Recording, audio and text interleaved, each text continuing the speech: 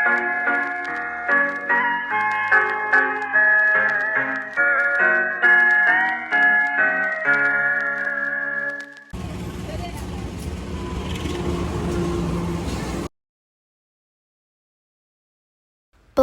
Perikanan Nusantara Karangantu terletak di Kecamatan Kasemen, Kota Serang, merupakan pilar utama sektor kelautan di Provinsi Banten. Secara geografis, pelabuhan ini menempati posisi strategis karena berhadapan langsung dengan perairan Teluk Banten, yang sejak lama dikenal sebagai salah satu lumbung ikan pelagis dan demersal bagi pasar lokal maupun nasional.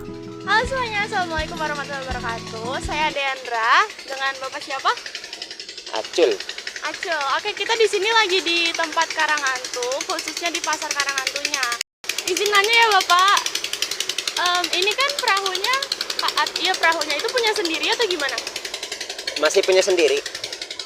Terus kalau misalnya dalam beberapa minggu ini atau beberapa tahun ini ada penurunan sama ikannya nggak? Atau konsisten gitu? Lagi kurang. Kemarin iya, lagi kurang sekarang ini. Karena musim atau karena Musim juga bisa jadi. yang paling langka tuh kira-kira ikan apa gitu Bapak? Susah lah untuk dijelaskan kalau dari sekarang. Ada aja ya pokoknya. Maaf, sebelumnya berangkatnya jam berapa Bapak kira-kira kalau biasa tuh ke laut? Kita itu pasang sore, ambil pagi. Kalau malam tidur di rumah. Jam istirahat. Berarti pulang jam-jam segini? Ya. Kalau misalnya buat fasilitasnya gitu Bapak, ada kendala nggak di harga, mungkin harga perahunya atau apanya gitu, barang-barangnya? Kalau untuk fasilitas kita nelayan ini di sini ini kadang-kadang dipersulit dengan bos-bos. Oh, atasnya. Ya. Jadi contohnya seperti ini. Kalau kita lagi ada pendapatan, taruhlah 10 kilo ke atas, itu dengan seenaknya mereka itu kadang-kadang nurunin harga, apa segala macam seperti itu. Apa tuh bahasanya tengkulak ya? Ya. Iya. Jadi yang mainin harga tuh dari tengkulak. Iya. Oke, kalau misalnya Bapak udah nangkep ikannya, cara Bapak ngejaga kualitas ikan tersebut biar sampai ke pedagang tuh gimana ya? Kalau untuk pulang hari kayak gini mah nggak mesti dijaga karena langsung dijual. Oh, langsung dijual. Kalau nginep di laut kita mesti bawa es. Pakai cool box gitu Iya. ya. Kalau untuk musim-musim sekarang kan lagi musim hujan ya Bapak. Itu cara Bapak buat nangkep, seberapa sering sih cuaca ekstrim itu ngeganggu Bapak buat ngambil ikan ini? Ya, kalau untuk cuaca ekstrim itu karena kita kebutuhan ya. Jadi tetap kita inilah gitu, kita berangkat kan, cuma kita antisipasinya ke lautnya nggak terlalu ke tengah gitu, tetap kita jaga tahun-tahun, udah 3 tahun ke belakang ini udah banyak pencemaran juga. Jadi alat tangkap kayak contrang dan segala macam itu masih berlaku, makanya sekarang agak kurang penangkapan. Oke, Bapak sehari-hari juga konsumsi ikan atau gimana? Iya, orang makanan nelayan kan ikan. Kalau nggak dikonsumsi terus. Terus cara Bapak ngelola ikan itu biar tetap bergizi itu gimana ya Bapak?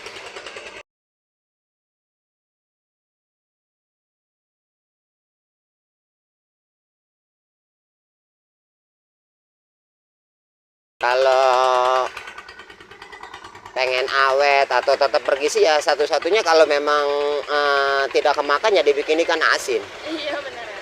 Berarti itu salah satu cara buat Ya kan cara tradisional dari dulu. awetin ya? Iya. Oke, baik. Mungkin yang terakhir Bapak, ada nggak sih harga yang didapat stabil atau sering berubah gitu?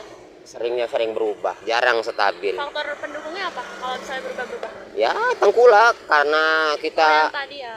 karena kita banyak dapat, karena nelayannya bukan kita doang gitu, banyak yang dari kampung sini, kampung seberang, mungkin mereka juga orang juga nggak ketampung seperti itu, makanya dengan diturunin harga kemungkinan besar yang jual ke situ agak berkurang.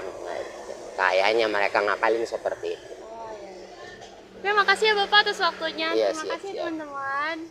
Hasil dari wawancara yang telah kami lakukan dan studi lapangan yang telah kami kerjakan, dapat ditarik kesimpulan bahwasanya dari sisi nelayan, pengaruh alam dan otoritas atau first hand memengaruhi harga dan hasil yang didapatkan oleh nelayan tersebut. First hand atau bos dari para nelayan tidak mematok harga dengan manusiawi, karena mereka hanya mementingkan kesejahteraan karangan atas saja. Hal tersebut justru menyulitkan nelayan. Sementara itu, hasil tangkapan para nelayan juga tidak selalu dapat memenuhi kemauan dari pihak atas. Lingkungan laut juga memengaruhi cara penangkapan ikan dan kandungan gizi yang terdapat dalam ikan. Dengan statusnya sebagai pelabuhan perikanan Nusantara, Karangantu bukan sekadar dermaga tempat bersandar, melainkan sebuah ekosistem ekonomi yang kompleks. Dinamika yang terjadi di Karangantu, mulai dari ketersediaan bahan bakar hingga fluktuasi hasil tangkapan akibat cuaca, secara langsung akan memengaruhi stabilitas pangan dan ekonomi masyarakat di daratan Serang. Rata-rata di toko Bapak ini ikannya ada apa aja? Banyak jenis kue itu banyak. Kue gapret, ini kue manggali, ini kue tepa. Yang tipis ada, namanya kue kacang. Ini barona. Kalau dari Bapak sendiri ada nggak sih ikan di sini yang susah dicari dan langka gitu? Ayam-ayaman. Tapi banyak peminatnya itu. Banyak. Terus Bapak biasanya dapat ikan-ikan ini dari mana? Langsung dari nelayan atau pelelangan di sana? Bagan. Ya kalau cumi bagan. Kalau ikan nelayan. Terus ini Bapak kan setiap ikannya dikasih es batu gini tuh biar kualitas ikannya terjaga ya Pak. Kenapa? Ya. Kenapa Bapak memilih pakai es batu gitu buat menjaga kualitas? Biar agak keras. Biar keras, biar fresh terus gitu ya. Terus Bapak pernah nggak mengalami kerugian kalau ikannya tidak segar, rusak Iya, gitu? itu mah udah sehari-hari. Oh, sehari-hari. Pasti ada aja ya tiap harinya.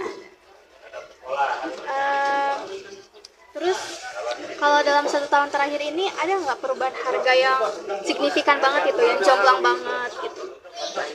Semua, hampir semua. Hampir semua. Kalau lagi banyak mah ya murah. Mungkin yang terakhir nih, apa yang mempengaruhi kenaikan dan penurunan harga di kios Bapak ini? Cuaca. Cuaca. Kalau cuaca musim hujan angin mah ya nelayannya itu juga yang melaut. Terus ikannya juga dikit. Kalau musim itu mah apa? Kayak bulan-bulan musim panas mah ya banyak sih. Banyaknya di musim panas Iya. dibanding musim dingin. Karena nilainya nggak berani sampai jauh. Mungkin cukup sih itu aja ya dari Bapaknya. Selanjutnya dari sisi pedagang pasar. Terlihat bahwa mereka berada dalam posisi yang rentan karena stabilitas harga yang sangat fluktuatif akibat cuaca. Meskipun pedagang melakukan upaya maksimal dalam pemanfaatan seperti menggunakan es batu, risiko kerugian harian tetap tinggi, yang menunjukkan bahwa margin keuntungan mereka sangat bergantung pada kecepatan penjualan dan kondisi iklim. Oke, sebelumnya boleh perkenalkan Pak, nama Bapak siapa? Nama saya Bambang Subono ya. Oke, aku di sini izin tanya-tanya ya. Kira-kira tuh kalau untuk pasokan ikan ke toko Bapak ini tuh tipikal yang sering langka atau konsisten untuk stok ikannya? Oh, kita sistemnya jasa. Jadi orang kalau mau makan itu kadang-kadang dipersilakan untuk beli. Artinya biar ada kepuasan, milih di pelelangan depan warung tepatnya. Jadi kalaupun dia kan kadang-kadang kan kalau kita beli ada yang percaya ada yang tidak, tapi udah dipersilakan untuk beli sendiri. Jadi kadang-kadang menunya juga seleranya kan beda-beda. Jenis ikan kan banyak ya, kurang lebih hampir 1000 lah kurang lebih jenis ikan itu ya. Cuman kita tidak bisa menyebutkan satu persatu. Tapi tidak menutup kemungkinan ada juga orang tuh yakin dan percaya sama saya, kadang-kadang ya udah ikannya dari bapak aja, tolong pilihin yang bagus, baru saya pilihin yang bagus, yang seger gitu, yang fresh gitu kan. Karena kalau ikan yang fresh itu dimakannya juga terasa, ada rasanya lagi gitu. Beda dengan ikan yang sudah ada periseran, yang udah berminggu-minggu di dalam kulkas gitu. Nah, Kalau untuk kayak kendala untuk ngambil ikan itu ada transportasi, itu ada kendala atau lancar-lancar aja sih? tidak ada, alhamdulillah lancar semuanya ya. Oke. Kalau Bapak sendiri tuh kalau buat menjaga kualitas ikan yang Bapak jual tuh gimana kira-kira? Iya, kita tuh upayakan ikan tuh harian. Harian itu dalam arti beliau tuh perahu tuh nelayan tuh berangkatnya pagi, kadang pulang sore, ada juga berangkat sore pulang pagi gitu. Jadi tidak menginap gitu, maksudnya tidak berhari-hari di laut. Jadi ikan tuh fresh, seger gitu kan, dan rasanya juga beda, agak manis sedikit gitu rasanya ya. Kalau untuk harga tuh kadang ikan tuh bisa berubah-ubah, atau kira-kira ada faktor nggak sih kalau misalkan harga itu bisa berubah? Di musim sekarang ini kan musim barat daya, Iya. ombak itu kurang lebih 2-3 untuk di wilayah lautan sini Banten ya kan. Beda di lautan selatan lebih gede lagi ombaknya.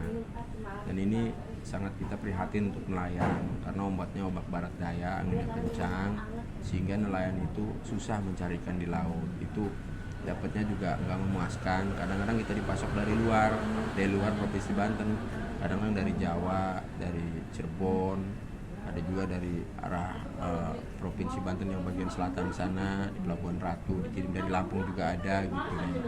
Oke.